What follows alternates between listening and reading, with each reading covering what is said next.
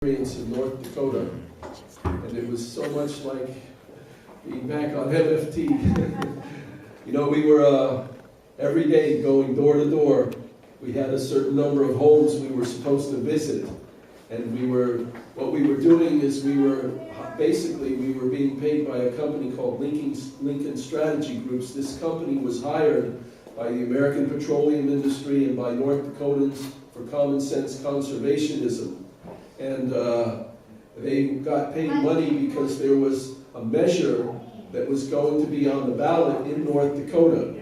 And what happened is a group of people, we don't know who exactly, had the idea that North Dakotans should vote and make a constitutional amendment.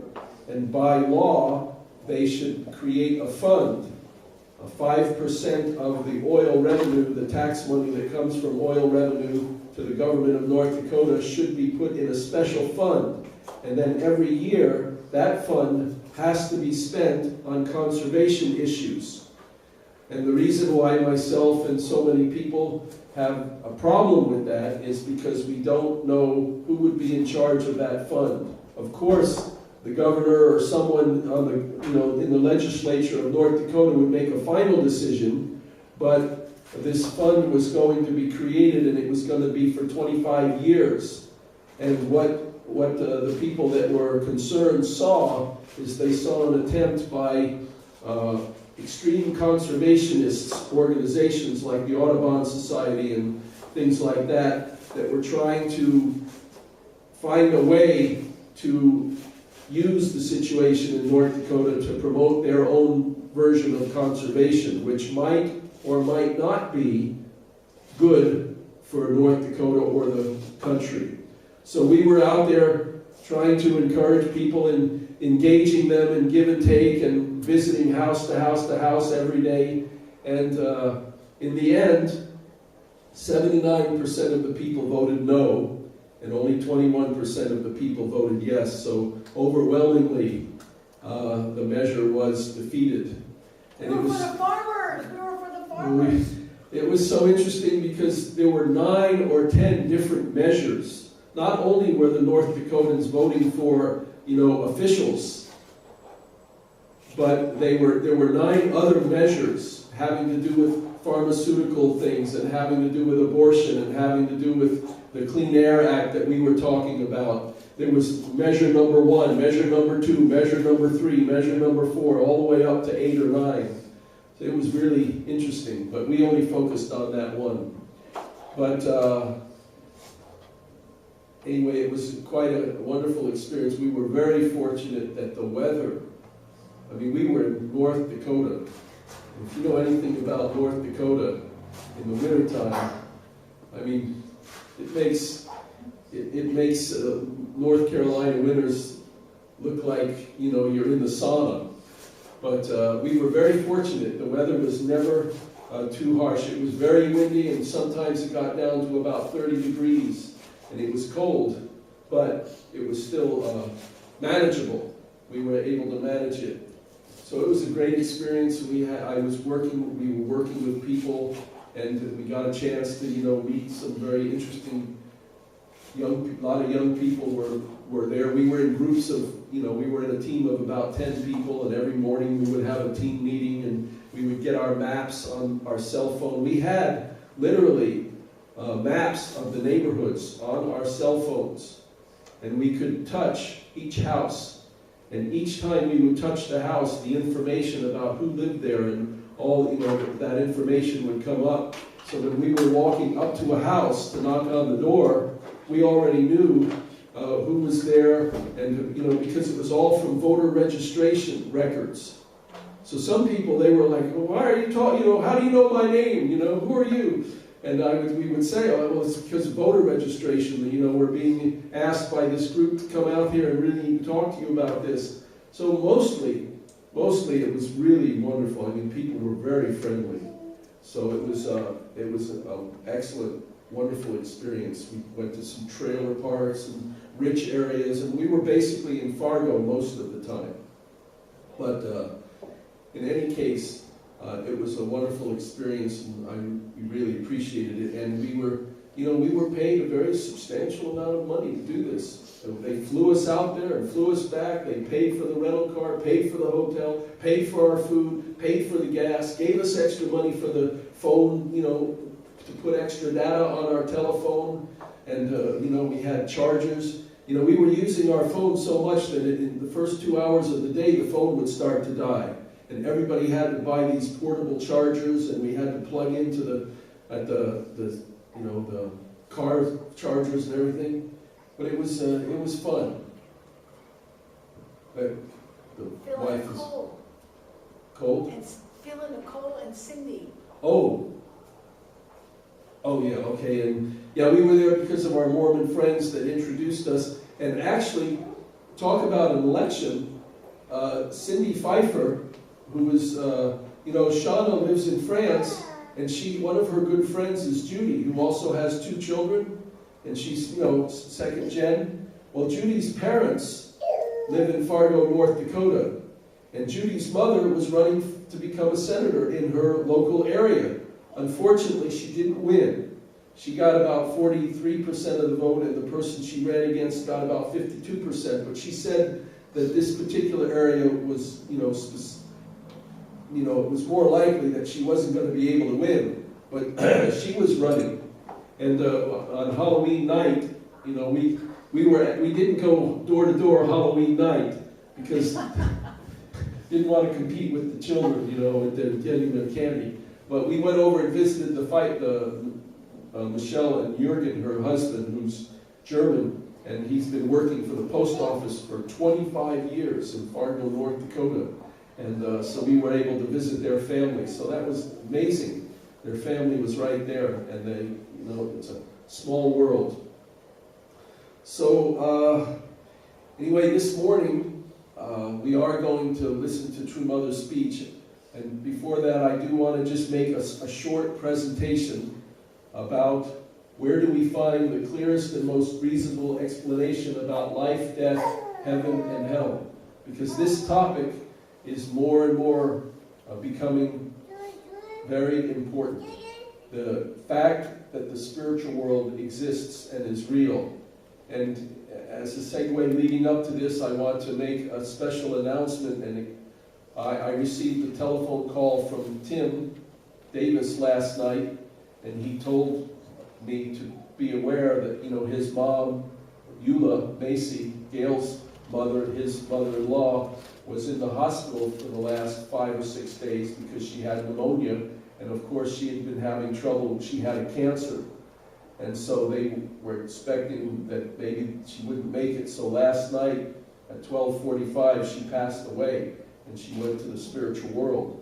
So I received a call from Tim this morning while we were driving here. He said it was very peaceful. There were a lot of her grandchildren were there, and Gail was there, and Tim, and her family was there with her, and she wasn't in any pain, and the nurses and the hospital was very nice. This was at Rex Hospital, and everything was very good for her transition. And so, she was, well into her 80s, and she had cancer. It was really her time. So it's very, I told Tim, we'd be praying for her, and I said, Tim, you and Gail, the fact that you know so well and so clearly that life doesn't end when we die, that's so important and so precious to understand, because when someone is about to pass and go into the spiritual world, there can be a lot of fear, a lot of, it's a very mysterious event that takes place. And for the most part, people have always looked at it as being very, very bad. It's terrible, it's awful. We're losing our loved one. But, to have that realization and understanding that, God is with us, that God designed and created us to live eternally. That's so wonderful to have that attitude when someone is passing. So they were able to make her, help her mother to be very comfortable and to be very confident. And so I believe that, she's going to a very wonderful place. She was a very wonderful lady, and, directly responsible for Gail who became connected directly to our true parents and had lived her life serving the true parents. So I believe our parents should be able to receive incredible benefit because of our connection to our true parents. So we need to stay faithful and trusting in true parents, because people around us are depending on us. You know, we directly know God and true parents and the principle. They don't. But through their relationship with us, they will benefit in the spiritual world. So I want to talk about, I want to first talk about a very interesting passage in the Bible. This was the Transfiguration. And this is, Jesus was on the mount with his disciples. And remember this story. It says, after 6 days, Jesus took with him Peter, James, and John, the brother of James, and led them up a high mountain by themselves. There he was transfigured before them. His face shone like the sun, and his clothes became as white as the light. Just then there appeared before them Moses and Elijah, talking with Jesus. Peter said to Jesus, "Lord, it is good for us to be here. If you wish, I will put up 3 shelters, one for you, one for Moses, and one for Elijah." While he was still speaking, a bright cloud enveloped them, and a voice from the cloud said, "This is my son, whom I love. With him I am well pleased. Listen to him." When the disciples heard this, they fell face down to the ground, terrified. But Jesus came and touched them. "Get up," he said. "Don't be afraid." When they looked up, they saw no one except Jesus. So here they have this incredible experience. Suddenly Jesus is bright and light and shining, and they're transfigured, and they're, "Oh wow, this is great. We're so happy to be here with you." And there's Moses, and there's Elijah, and talking with Jesus. And then suddenly, they hear the voice of God, and they, get down on their knees, and they look up, and suddenly there's just Jesus by himself. Wow, what happened? They had this incredible experience. Then it says, as they were coming down the mountain, Jesus instructed them, "Don't tell anyone what you have seen until the Son of Man has been raised from the dead." The disciples asked him, "Why then do the teachers of the law say that Elijah must come first?" Now, you remember, true parents explained very clearly that when Jesus Christ came 2,000 years ago, he was not supposed to be rejected. He was supposed to be received and accepted. And true parents' father explained very clearly that one of the key reasons why Jesus was not accepted is because John the Baptist, this very powerful, great spiritual leader of his age, didn't support and follow and become the disciple of Jesus. And so when the disciples went out and they were witnessing, they were being told that Elijah the prophet has to appear. And if Elijah doesn't come, then how can you say Jesus is the Messiah? And so now, on the Mount of Transfiguration, they saw Elijah. They saw Elijah. That's why they're coming down this mountain, and now they're thinking, why do all these people keep saying Elijah has to come? We just saw Elijah on the mountain. So now they turn to Jesus, and they ask Jesus, "Why then do the teachers of the law say that Elijah must come first?" And then Jesus replied, "To be sure, Elijah comes and will restore all things. But I tell you, Elijah has already come, and they did not recognize him, but have done to him everything they wished. In the same way, the Son of Man is going to suffer at their hands." Then the disciples understood that he was talking to them about John the Baptist. I never had realized that this particular quote came exactly after the disciples had been on the Mount of Transfiguration. It makes common sense. It's perfectly logical. They had just seen Elijah in spirit. So now they're coming down the mountain and they're thinking about all these times they've been going out witnessing, and all these people come up and say, you know, Jesus couldn't be the Messiah because Elijah didn't come. Well, Jesus says very clearly, Elijah had already come, and Jesus said John the Baptist is Elijah. So again, the divine principle is very clear about explaining this. But what's happening here is these people are having an incredible spiritual experience. This is the spiritual world. This is the reality of the spiritual world. And also, soon after that, something else, another story. There are many stories in the Bible where Jesus heals sick people.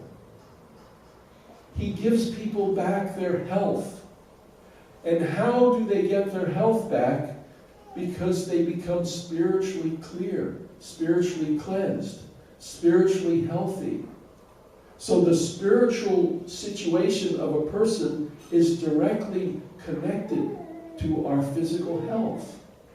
That's why Mary Baker Eddy and many different people created denominations of Christianity that focus on spiritual healing and health and approaching in this way. It says, when they came to the crowd, a man approached Jesus and knelt before him. Lord, have mercy on my son. He has seizures and is suffering greatly. He often falls into the fire or into the water.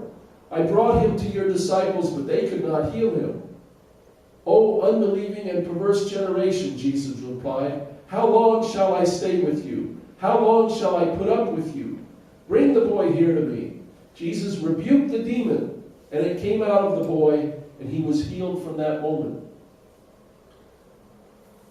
The Bible, the Scripture, is filled with so many examples of spiritual phenomena, the reality of the spiritual world. And even places like this where Jesus, on many occasions, was able to heal people because of a spiritual phenomenon. So the healing process and healing, when you go to Cheongpyeong is as much about healing our spirit in a physical way as it is about doing spiritual cleansing. The reason why Cheongpyeong is supposed to be very effective for us is because it's also a place of physical healing. And so everything is connected. And this connection between the spiritual and the physical is what is eventually and finally going to help people understand the reality of God. This is online right now. This is Billy Graham's, in a way, this is his final attempt, or his final artistic effort to share what he believes to be the truth with people. I just came across this because I was doing some research. So he created a special video called Heaven. It's 30 minutes long, and you can go and you can watch it online. You have to find it. And basically, the entire video follows the lives of 3 different people who are living in life and death situations. And the final conclusion, of course, is that you have to accept Jesus. If you don't accept Jesus, then when you die, you're not going to be in a good place. But if you accept Jesus, then when you die, you can go to heaven. It's all about going to heaven. It's all about going to basically to the highest realms of the spiritual world. But, go ahead and watch it, but it doesn't answer a lot of questions. It's just a continuation. It's the same message that Christians have been given all these years. There's no deeper insight. I received this. This is just something interesting I'm throwing in here. This is a story I read last year about a pastor. Listen to this. A pastor died as his congregation yelled at him over his alleged infidelity. Now that's that's misleading. If you read the whole story, here's what happened. Bishop Bobby Davis, pastor of the Miracle Faith World Outreach Church, dropped dead as his congregation shouted support for him The Connecticut Post reported, after the service on Sunday, the bishop's family asked us to remain in the church, and the bishop confessed to us something that happened long ago. Judy Snoggle, a church elder, said, he wanted to come clean with all of us. He wanted to ask our forgiveness.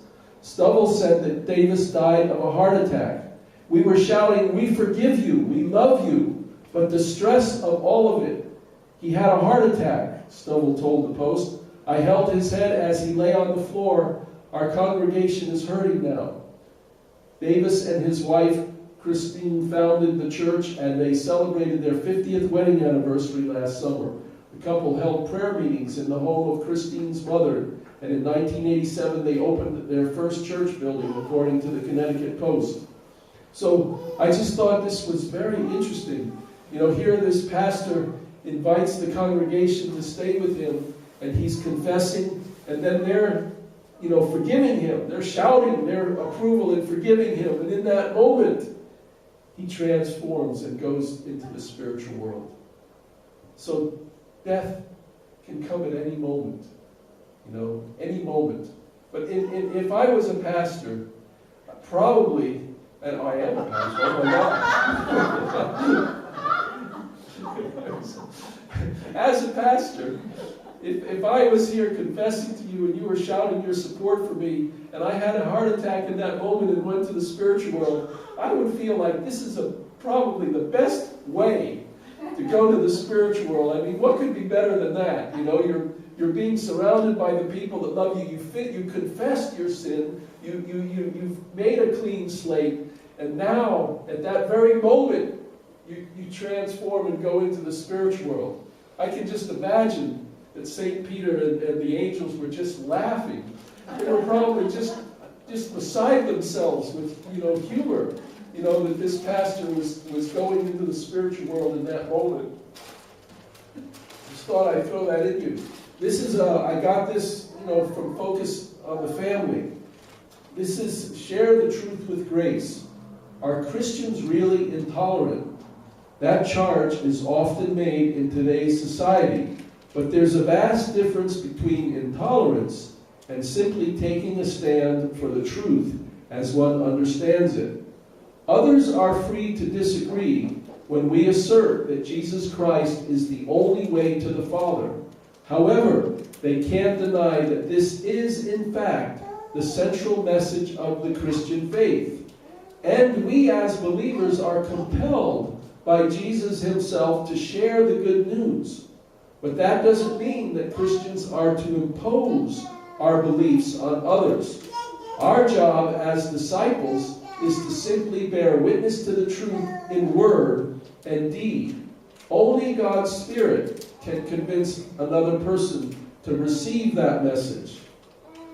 So, then that said, we can't forget that human beings are created in the image of God and are thus deserving of respect.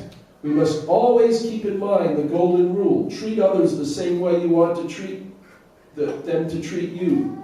And as Paul instructs us, let your speech always be gracious, seasoned with salt, so that you may know how you ought to answer each person. Loving others involves graciously sharing the truth as we understand it, and prayerfully letting God take it from there. Amen. Amen. So this is most recent, Dobson, Focus on the Family. So think about it. You know, because of what Christians have believed. And it says you can't deny the central fact and the central message of the Christian faith is Jesus Christ is the way, the truth, and the life. And without Jesus, you can't get to heaven. It's a conundrum. It's true, but it's not the whole truth, right? It's true, but it's not enough of the truth in this modern age to be able to really deal with serious issues of faith that some people face every day. So, you know, Billy Graham and Christian people like this, I feel really, almost a sympathy, because they're stuck.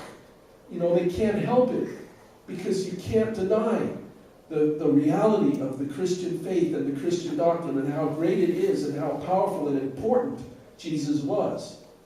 But without the divine principle, you can't get around this conundrum, this problem that Christians have of having to face the fact that they believe that without Jesus, in a very specific way, you're destined to go to hell, even forever.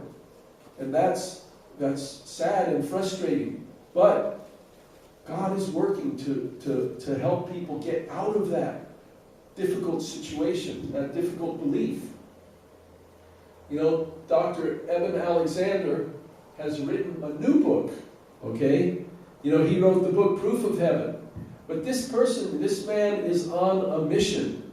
He is, really out to accomplish something. He believes, he had this near-death experience and he came back after being, in a coma. But he really believes that he came back with a purpose. He believes that God sent him back here, okay? He is very much a modern-day John the Baptist, but not to religious people like you and I, or Christians.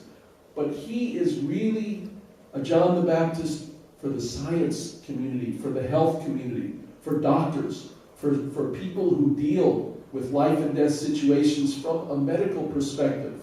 And he's uniquely qualified because he was a surgeon himself. And he has a very good attitude, a very good temperament. I've showed you, you could watch some of his speaking. He's very handsome, incredibly well educated. Of course, he went to Duke University. He grew up in North Carolina. He's intimately connected to Winston-Salem. And so, hey, God blessed him from the beginning there.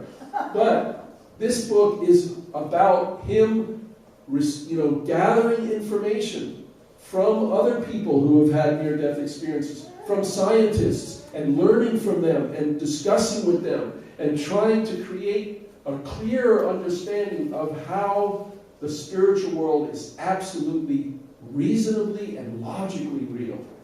And he travels and gives testimony. This is him, of course, with, Oprah Winfrey, Dr. Oz.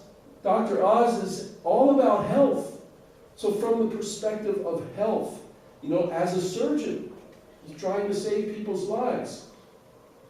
Sometimes, the media, when a tragedy happens, now he's a person people turn to.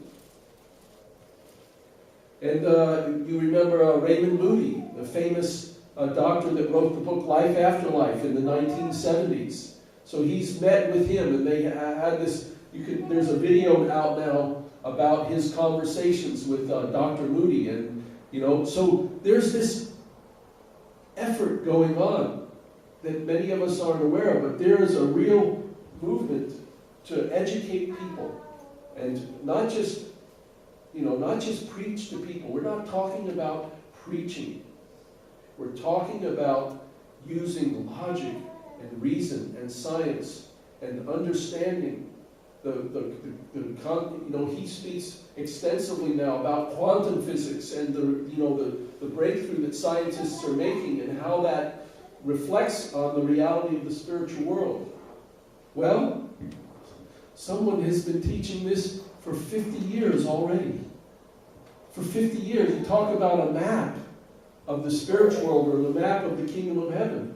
Look at these diagrams that we use in the Divine Principle book, to logically and reasonably be able to explain the history of Christianity and the teaching of Jesus and the scripture and all the stories of the Bible, and to show very reasonably what they mean, the parallels of history. We've been already, for 40 years, explaining exactly what people like Dr. Alexander are discovering now and realizing. So God is really working. God is working in an amazing way. You know, it's people are interested, people are concerned. The Father was teaching this all his life. And not just teaching it, what do you call it? In a subtle way, but aggressively going from Korea to America, traveling to every state, giving speeches and educating people about the new future of Christianity. And ultimately, even acting on this information, this reality that the spiritual world is real, that God is real, that the core purpose of our life is to grow in the family. So, my message this morning is very simple. God is really working. God is working in amazing ways, and the spiritual world is very real.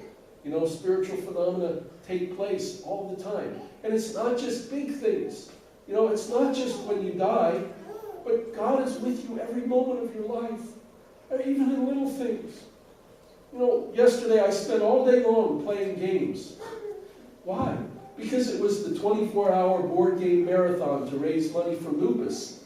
And so, there was like 150, 200 people at the game store all day long. And it was just such a beautiful environment. We were with families, and there was a young husband with his daughter there, a 12-year-old daughter. We were playing games, and then we'd go to different tables. And then there were raffles going on. And I bought these $1 raffle tickets, and you put them in the boxes, and each box has a number on it. Each number corresponds to a particular game, And there was this one game called Pistache, and it's a game about art, modern day art. And I thought to myself, this game, I might be able to play this game with my mother, because my mother really loves art. And the game, the mechanics of the game isn't too difficult. Some games they're pretty complex.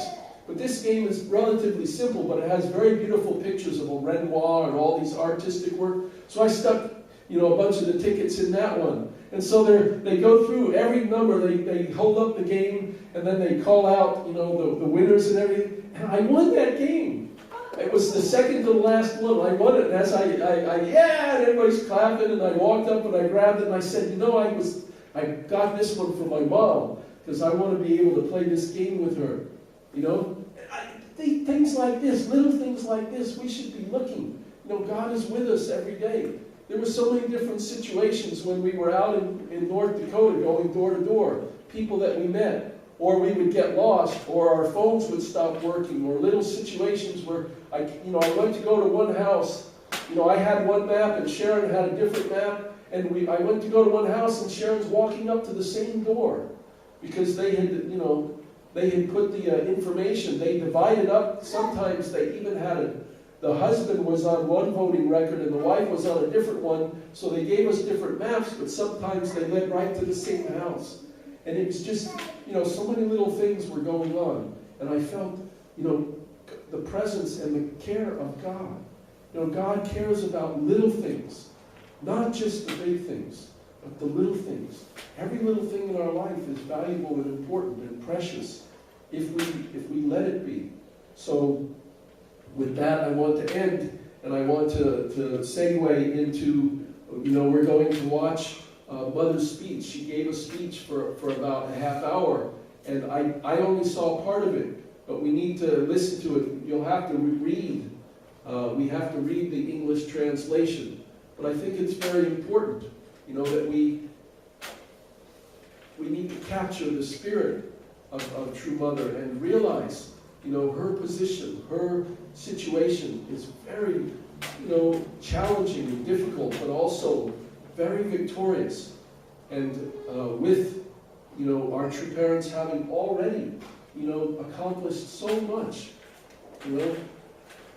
teaching us precisely and exactly what we need for our life of faith.